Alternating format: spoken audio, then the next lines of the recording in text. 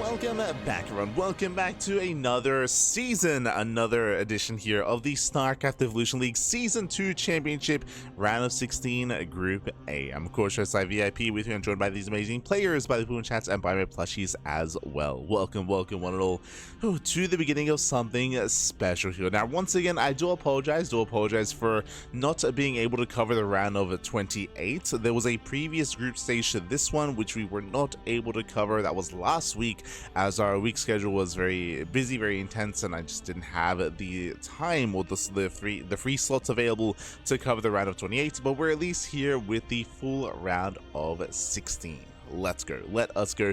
Once again, this is going to be a replay broadcast as well, as this event did take place over the weekend, or at least the round of 16 was over the weekend, so we are here to catch up on the round of 16. The plan is to have 4 separate broadcasts, 1 for each group, throughout the course of the week. Let's go. Let us go. Likewise, if you're in the chat as well, if you're a little bit curious as to what's going on, maybe you haven't watched much StarCraft Evolution or much CranKy Ducklings, at least at the start of the year, SEL StarCraft Evolution is a mod. It is not the base game of StarCraft 2. It is a mod that does pit together Brood War versus StarCraft 2. They do get pitted against each other. They do face off. So and again, they do face off in a 1v1 formats. One player plays SE2, the other player plays Brood War. The mod is not balanced for Brood War versus Brood War, and it does not allow for SE2 versus SE2. There's always one player playing one version, the other playing the other, of course. It is typically loser's pick, so whoever will lose the series will be able to pick and choose if they want to stick with their current race or go for the other instead. And we have our groups. We have our groups ready. Today, we're going to be covering Group A. Let's go. Let us go, as we can switch our teams over and catch up on the group itself. It is a 4-player GSL group. So we have 4 players that we are going to get into our initial matches. We have SHIN versus Taeja and Mana versus Mixu. If you haven't been watching StarCraft Evolution over the past almost 2 months at this point, or coming up on 2 months, you might not be familiar, but Taeja, he is back. He has returned. He has been playing for, as I mentioned, around 2 months or so in StarCraft Evolution. He has not returned to StarCraft 2. He doesn't play StarCraft 2, doesn't compete in StarCraft 2. He only competes in SC Evo, and he's been looking pretty decent. He's been looking pretty good. What I will say is that he, in my eyes, he's kind of maybe in the upper echelons of Terran player. I would still place him below Bjorn and maybe below Spirit, and I don't know how to rate him against someone like Cure. We spoke about it, but actually in this tournament we have some players that are very familiar with StarCraft Evolution. We have others that aren't. There were a couple of invites like Rogue, like Cure, who are not really as well versed in SE Evo, and I'll be honest, a lot of them are relying on their SE2. They're relying on purely their StarCraft 2 skills, and they're getting quite far. They're getting quite far in the tournament. We'll get there. For the time being, though, we have our 4 players. Again, SHIN, Taeja, Mana, and Mixu as well. 2 players will advance on. The other 2 will be eliminated from the tournament. Again, this week is the round of 16, and next week will be the playoff bracket. That'll be next week. Oh boy. So we are getting there. For the time being, we have our initial TvZ, and there's a lot to get into. Game 1 is going to be on Pylon. Let's go. Let us go. So we are going to be jumping into Game 1. Again, with SHIN versus Taeja. This is going to be a really big challenge for Taeja, to be honest. SHIN, I would say, is the best Zerg player in StarCraft Evolution. Hands down. Previously it was Dark, but Dark retired, so SHIN has risen to take his place as the strongest Zerg player in this game mod, in this game mode. We'll see how Taeja compares. Oh boy.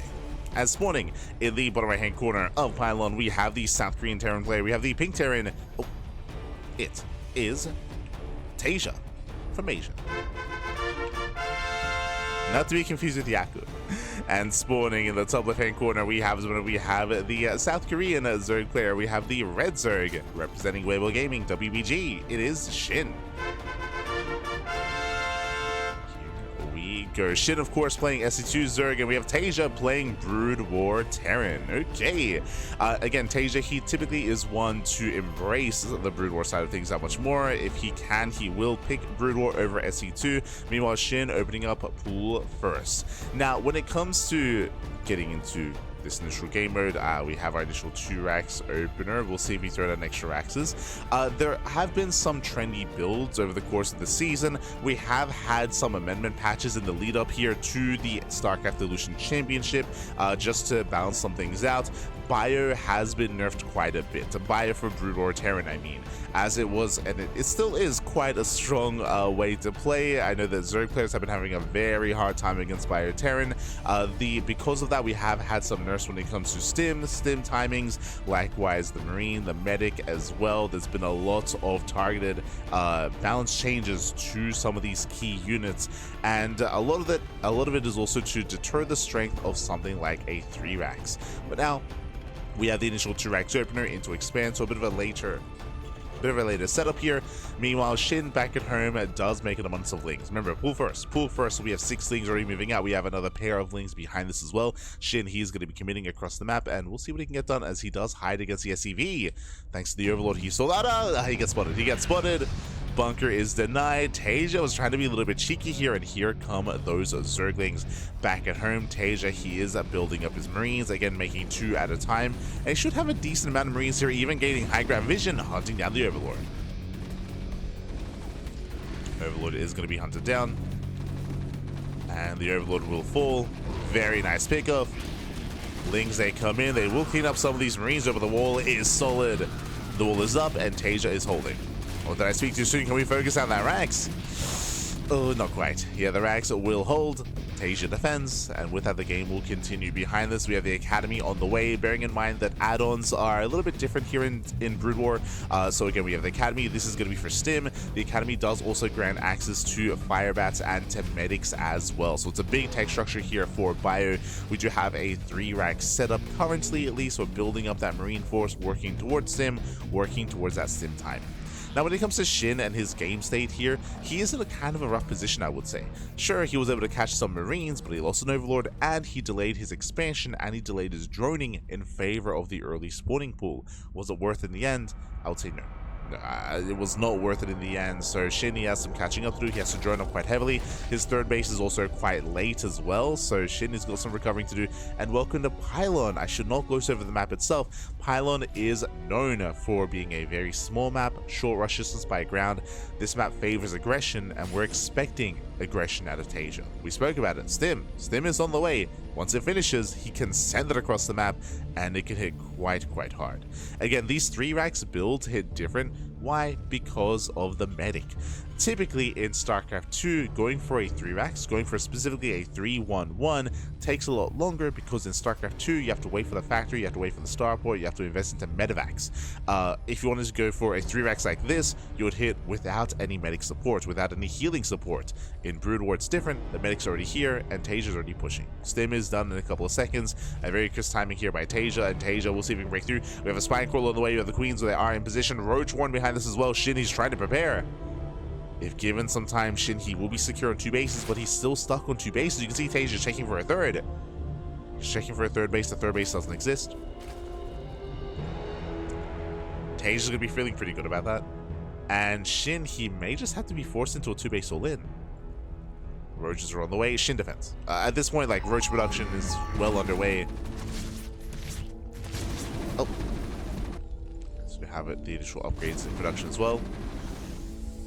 Is that the new assets? I know that in the lead up to the championship, they did release not just new models. They released a new eBay model, for example, but they also updated a bunch of the art assets as well. As one Queen does go down, nice pickup, fighting out of range of the spine crawler. Once again, Taeja confirms no 3rd expansion, but I believe that is the U23HLs. We'll confirm once it's close to being done.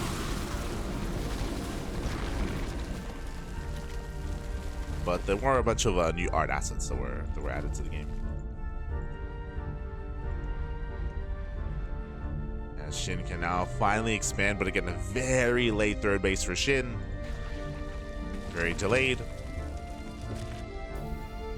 Oh, they even changed the visual upgrade for +1. Ah, let's go. Just to quickly touch on this, just because for the time being, Taeja is just posturing, just making sure there's no expansion. He is just rotating. Again, a lot of the upgrade models, or I should say the unit models, the building models are all being different. Right now, we're using the same factory model, but as you can see, the eBay model is different, and ideally, everything is going to be custom. This means they do sim forward. They shut down the roaches, the lings, they just melt here. There's no splash damage, and Taeja breaks on through. He breaks on through, takes out all the roaches, takes out all the queens, and Taeja, he may just end the game here and now. The boys are being pulled. Alas, SHIN, he's getting desperate. And this is critical damage. This is critical damage at this point. Again, just a really rocky start for SHIN. We spoke about it. The pull first set him behind. He never got a third base up and running. He never had an economy, and alas, he never had an army as a result. As Taeja, he goes into the main base, targeting down as many drones as he can. 23 drone kills already. And SHIN, he's all in. SHIN, he cannot recover from that. He cannot re-drone from this. We have a third base for Larva. We're moving out with roaches, and SHIN, it's all or nothing for the Zerg player. It's all or nothing. But what I was getting at is that Brood War Terran and SE2 Terran are the same in name only. Same with Brood War Zerg and SE2 Zerg. So they're doing the best they can to distinguish them from each other by creating unique and individual upgrade building models, unit models, and upgrade graphics as well. GG gets called. There's no break in this natural base. Again, the tanks were already sieged up, and Taeja takes game number 1. GG. Taeja does take a lead in the series, but even something like upgrades, like +1, technically we have been using the same art asset this entire time between Brood War Terran and SE2 Terran. There's no real reason to kind of change what it looks like, except to once again distinguish one from the other. So again, that's of course a process that they're going through to kind of make everything as unique as they can. But regardless, GG, well played. Taeja does take a lead in the series. Very strong start. Again, SHIN, he fell behind from the beginning of the game. The pull first opener was not worth it. We spoke about it. It delayed the hatchery, it delayed his droning, and it delayed the third quite heavily. So he just fell behind, he stayed behind. And with that, we're now getting into game number 2, and we'll see where this leads us. Oh boy. This game 2 is going to be on Maganatha. Now, on top of that, we spoke about the map, and we spoke about the strength of aggression on Pylon. That also came into play in game 1. Coming into game number 2, this is a much larger map. This is where aggression is less favorable. This is where I do think our Zerg player is going to have a much more comfortable game. But here we go. Here we go, spawning in the top left-hand corner of Maganatha. We have the South Korean Terran player. We have the Pink Terran, the Brood War Terran. Once again, it is Taeja. And spawning in the bottom right-hand corner, we have the South Korean Zerg player. We have the Red Zerg representing Weibo Gaming, WBG. It is SHIN. Here we go. This time we do have a 15 opener here by SHIN, so this time hatch first. Hatch first, something much more economic, something much more standard, hatch gas pool. This will lead into a third base, it'll lead into a more standard mid game, and SHIN already is looking so much more comfortable here on Maganatha. But again, it's because of the map as well. Maganatha is one of the larger maps in the map pool, longer rush distance by ground, so you can feel a lot more comfortable getting into a longer game set here. I would say the pressure's on Taeja. Taeja going CC first also makes sense. We just spoke about the size of the map, so we can cut some corners, we can be greedy, and another option available to Taeja is going to be mech. Especially on a larger map, I would say that mech may be a little bit stronger than bio here. These stim timings are going to be much weaker compared to what we're used to, but nope, there it is, a 2-rax opener once again, 2-rax follow-up, but after the CC first. So it looks like we are once again going to be going for an early stim timing. This time though, SHIN is going to have a better chance to actually defend against it and hold on to his third expansion. As there's that 3-rax. So again, this is a build that has been permeating the meta throughout the past year of play and has been nerfed quite a lot over the year as well. There have been basically every single patch that gets released, there's like an adjustment to bio in some way. Whether it's the healing rate of the medic, the attack priority of the medic, the strength, the DPS rate of the marine, which was also recently lowered, so it has a lower DPS rate, so it does less damage just overall. The build time of the academy, the build time of the racks, the build time of, or the research time of stim. Like, there's just been so much done to Brood War Terran to try to adjust it. But regardless, still is quite viable, still is quite strong, of course. And here we go, we have that 3-rack Stim. The Academy is on the way, Stim is on the horizon. We go.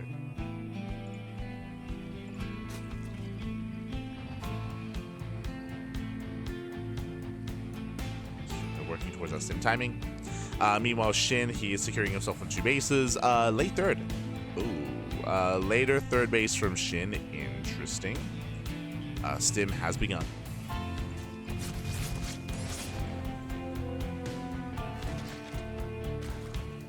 Stim is on the way. For the time being, as SHIN, he is just saturating, he's just droning.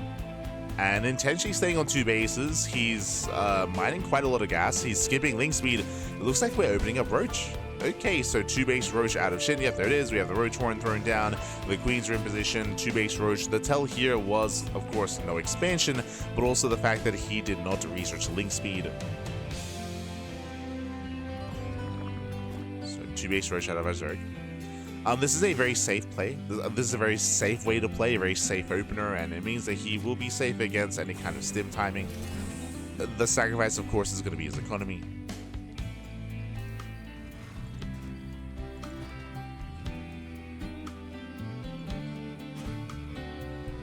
And I'm a little bit concerned that this might not be too worth it. Thankfully, he is expanding. This is still a faster third base than last game. Here comes the move out, so Overlord does spot it. Likewise, Taeja spots the Overlord.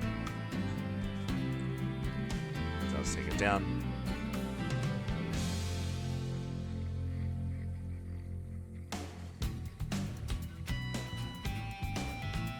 Taeja does move out across the map. Roach speed is on the way. Queens are amassing. And it is going to be a tight hold here, but the Roaches are popping out just in time to defend. And there it is. We spoke about at the start of the game.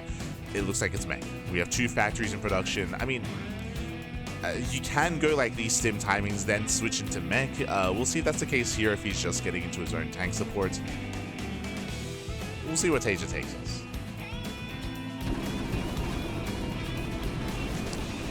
Now diving on top of the hatchery. And he does force a cancel. Nicely done. Does deny, does cancel the hatchery, picks up another Overlord. Does get away. Does pull away. +1 range attack, so +1 attack, so it looks like we are still committing into bio. Yes, we have 2 more factories, but it's just for that tank support. We have machine shops on the way. We can then research siege mode and build up as many tanks as we can. 3rd TC for Taeja. So Taeja very comfortably switching into the mid game. Meanwhile, we have SHIN back at home, who still doesn't have a 3rd. Oh boy, still no 3rd base. Now, SHIN, there it is. I was going to say that because he lost his 3rd base, and because his 3rd base was already delayed to begin with, he may just turn this into an all-in. And based on what we're seeing here, looks to be the case. Otherwise, SHIN would be droning. SHIN, he would be droning if he wants to get into a longer game state. He's making purely Roach Ravager. It is going to be a 2-base all-in, 3rd base just for Larva. Taeja's moving out. Now is not the time, but the armies, they might just miss each other. SHIN gets supply blocked. Taeja turns back around. Siege mode is done. Tanks are just now sieging up, a little bit too late. The first tank is going to fall. He's going to get both. Both tanks go down. Taeja out of position. He's coming in from behind, getting on top of the Ravagers. It's a little bit more ideal for Taeja. Ravagers are getting picked up, getting 1, 2, 3 Ravagers, and Taeja, he will shut this down. And catches out the main army. SHIN, he didn't know where exactly Taeja was. He saw a force across the map, but only a handful of bio. And SHIN, he bleeds out a lot of units. He's going to be forced to drone. Oof. 5 drones on the way in the production tab. Forced to drone up. This is a brutal decision here for SHIN. As the initial plan, the initial all-in, has failed. Drag the army within range of the tank. Taeja, he's holding on. Meanwhile, yeah, we have confirmation that is U-23HLs.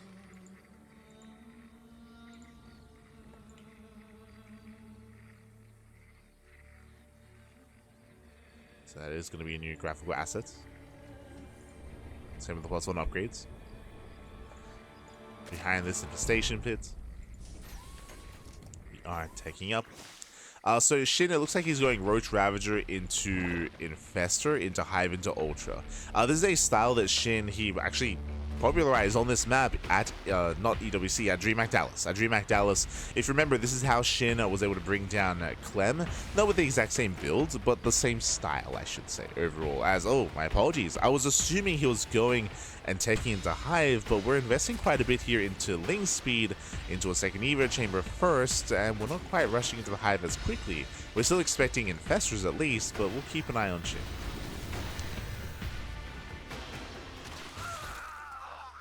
Yeah, there we go. Infestors on the way. So safety Infestors here.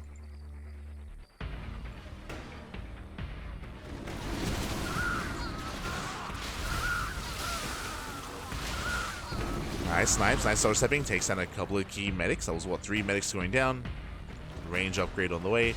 The range upgrade is interesting. As if you recall, my assumption here was it was going to be Roach Ravager Infestor into Hive into Ultra, but to really confirm that, we would have seen +1 melee, not +1 range. So interesting choice here. This does mean that SHIN, he may switch into Lurker instead, Hydra Lurker. But there we go, Balian S. So we're still leaning towards Ling Bane Ultra. We'll see.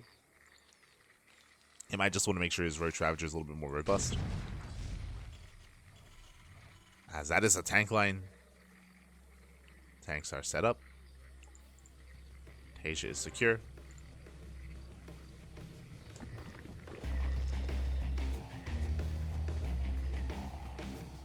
Radiates on the way. We have Spider Mines and Ion Thrusters as well. There's a new Ion Thruster graphical asset as well. Okay, let's go.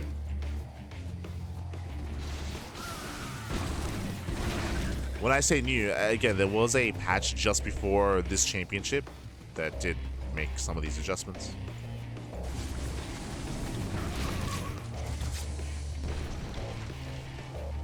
Forward turrets going down. Nice pick up here from Taeja. Viper production has begun, and there it is. There's the Ultra Cavern. So we aren't, as I mentioned at the beginning, you know, Roach Ravager into Infestor into Ultra. We're getting there here. Again, did decide to get +1 range just to support some of his Roach Ravager.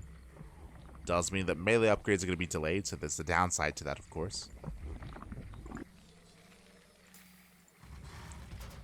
But that is going to be SHIN's next big power spike.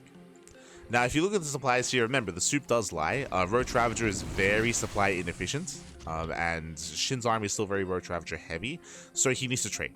He needs to trade. He needs to throw away some supply to make room for Ultras, to refine his army. And Taeja, he is ready to receive. Oh! Very nice, Biles. Biles, they shut down the dropship. Dropship does go down. Taeja securing himself here on 3 bases. We do see SHIN likewise expanding on the left-hand, right-hand side. A gold base, okay. Esiva Maganatha, just realized we have gold expansions here. Okay. That is not how things are in StarCraft 2. Interesting to see.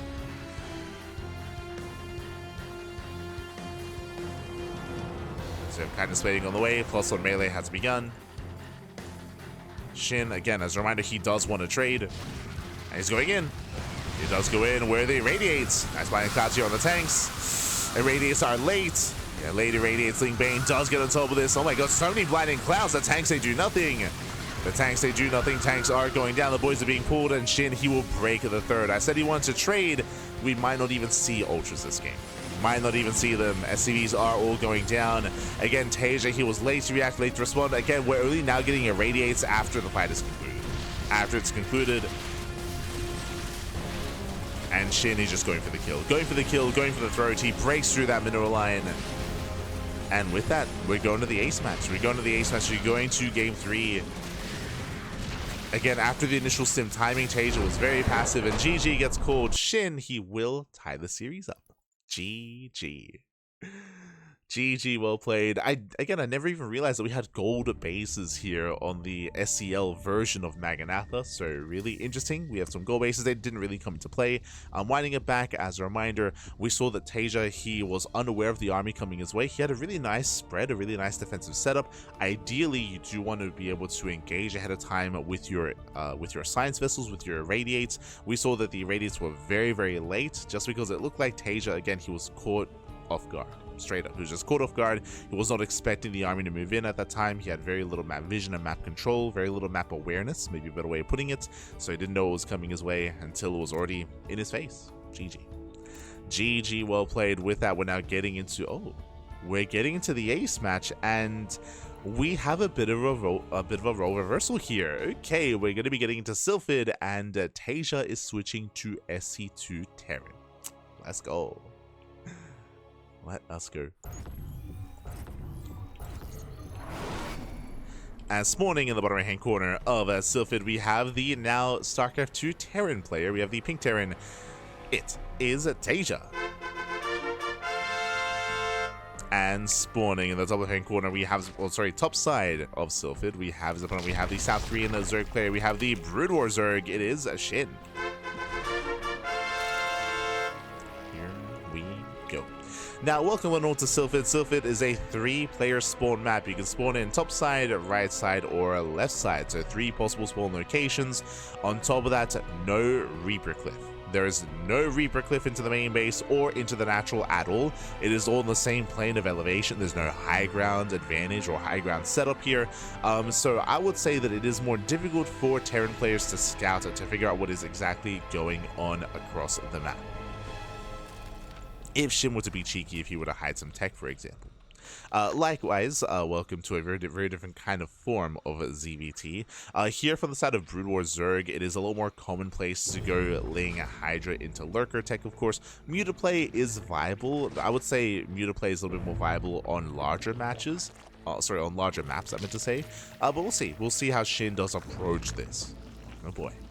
Bearing in mind, of course, no banelings are available for SHIN or anything like that. Taeja just going for a standard opener. Because Sylphid is a 3-player spawn map, we often do see players just go CC first, but we can see that Taeja's playing it safe. Playing it standard. We can see the Overlord scouting on the left-hand side. SHIN confirms that Taeja is nowhere to be found, so SHIN now knows where Taeja has spawned. Meanwhile, macro hatcheries on the way.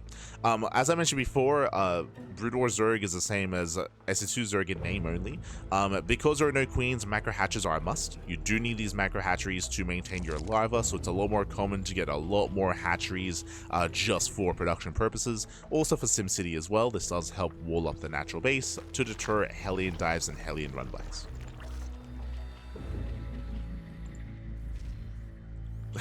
Taeja going for the depot, very cheeky. Likewise, because there are no queens, it is a lot more common to rely on site defense for site defense to defend.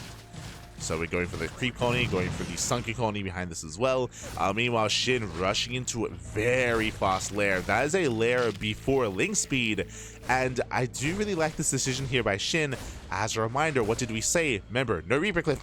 Oh, but the Reaper gets in. Yeah, big mistake. Big mistake. That should not have happened. The Reaper does bust into the bases, and Taeja, he gets into the main base. He confirms the lair. He confirms the lair. Again, that was a big slip up from SHIN. Link speed now begins. Again, new visual graphic for link speed as well.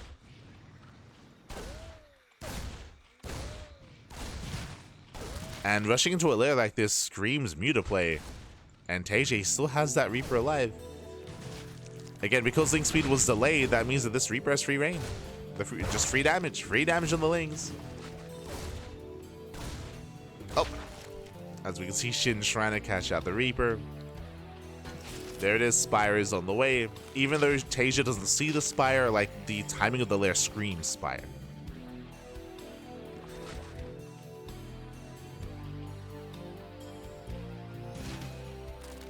Can we finally get the Reaper? The Jinx. The drone, there we go. The drone with 1 kill. Reaper finally goes down, but that was totally worth it for Taeja. Back at home, what do we have? We do have a 3-1-1 setup. So we're setting up with 3-1-1, delayed starport here. eBay's on the way for turrets. Taeja's getting ready. Taeja, for the most part, he's seen everything he needs to. Seen everything he needs to. And SHIN is in a bit of a rough position here.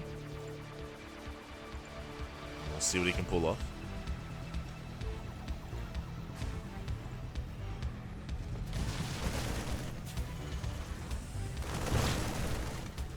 Slings are deterred. Spire is about to finish. eBay is done. We should be seeing turrets. I'm a little bit surprised that Taeja hasn't thrown down turrets yet, as we have 6 meters on the way. Now remember, the Brood War Muta is a little bit different to the SE2 Muta. The Brood War Muta does have +1 range, so it has 1 extra range, so it has a little more micro potential. Lots more micro potential. And we're opening up 6 Muta, and then we're switching into a Hydra Den. So we're going for a Hydra Lurker transition here for SHIN. But again, it was a rocky start.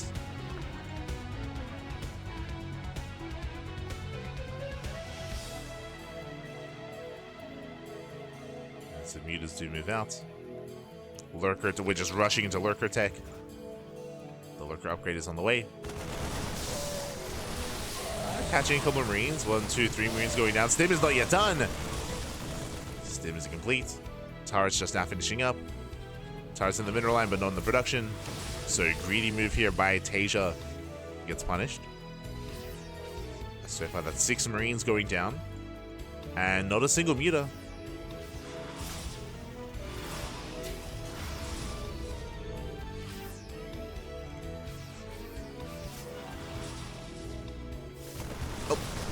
Catching out some more of the production. 2 more Marines going down.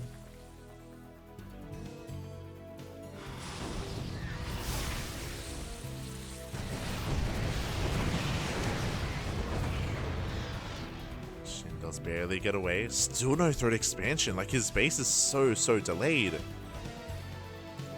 I mean, you can sustain yourself in 2 bases a little bit longer here, but still a little bit concerned. Is SHIN, he's rushing into Lurker tech. We have 5 Lurkers morphing in. And now we see why. 2 base all in. Essentially, 2 base all in here from SHIN. You can see SHIN, he's not even saturated at his natural base. So 1.5 bases. SHIN is all or nothing. Collapsing on the Marines. Trying to get on top of the medevac. Brutal choke points. SHIN's trying to force his way through. Oh god. That's not going to happen. Lurkers are about to reveal themselves, and it's all or nothing. SHIN, he's going for it. Yeah, he does commit to 1, 2, 3 Lurkers, 4 Lurkers get targeted down, 5 Lurkers, 6. Oh god, every Lurker does fall. They do not burrow in time. And Taeja holds. Taeja holds. He shuts down the all-in. It was all or nothing for SHIN. SHIN, he never expanded. SHIN, he never droned up his natural. He never droned, never expanded. Just now trying to, but it's so delayed. And there's nothing to defend. There's no Lurkers. Without Lurkers, there is no defense. Is no defense. Mutazade's my +1, but Taeja is going for the kill. He's going for the kill. He's going for the throat.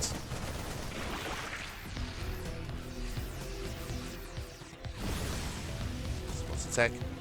Lurkers are on the way. Taeja is going straight for the Lurkers.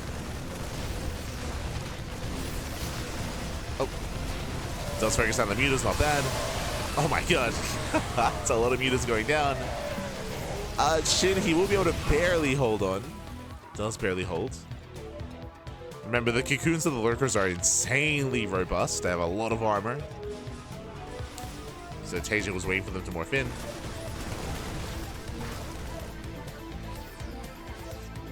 Taeja saves his medevacs.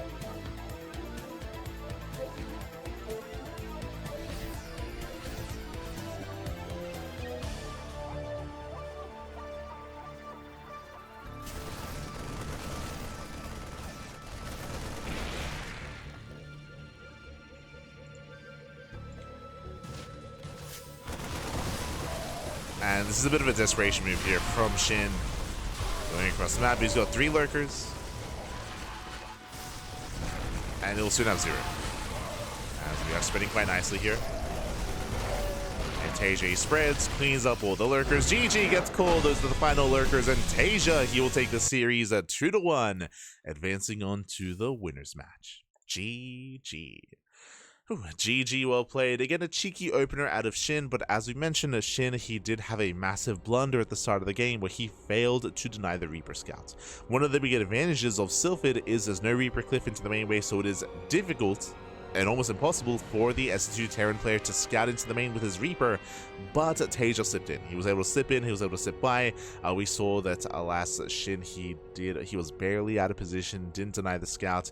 With that, the mutas they didn't really get much done, right? Taeja was well prepared for the mutas, and afterwards we saw that SHIN, he transitioned from a muta opener into a 2-base all-in.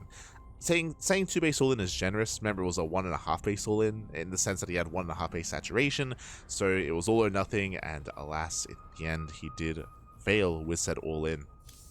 GG, Taeja does claim the series, does advance on, and now we're getting ready for our next matchup of the broadcast. Here we go. Remember, this is a GSL group, so Taeja is in the winner's match. He's waiting for the winner of our next series. Up next is going to be a best of 3 between Mana and Mixu. Let's go.